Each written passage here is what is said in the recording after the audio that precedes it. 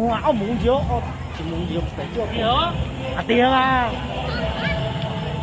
Sống cao cả gà ly.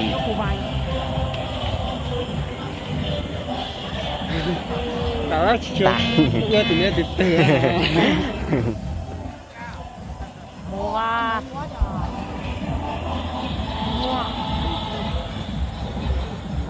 Mẹ và giống cao cả gà ly.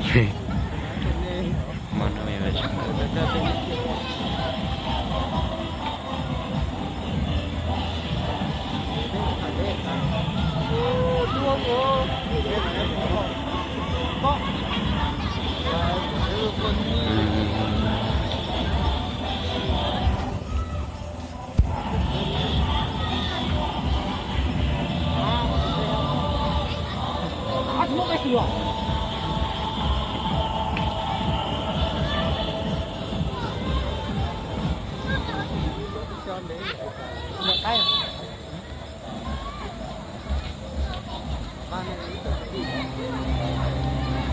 là mua bán đi.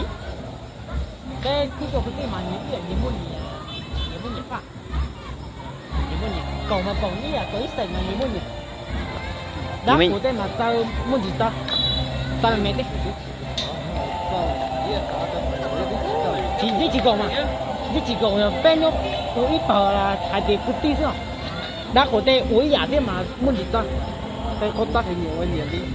Nhiều chỉ bé lì bắt đầu ít bé mù là cái tàu mà vui rồi uống mẹ uống lộn một chút thì cái con mẹ là mẹ để làm uống lộn một chút lộn nhiều nữa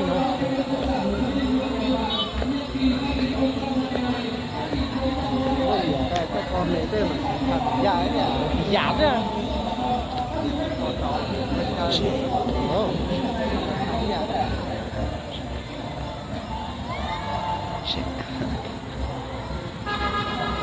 một quay à?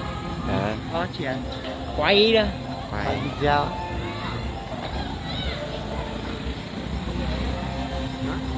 Nó chỉ cha rồi.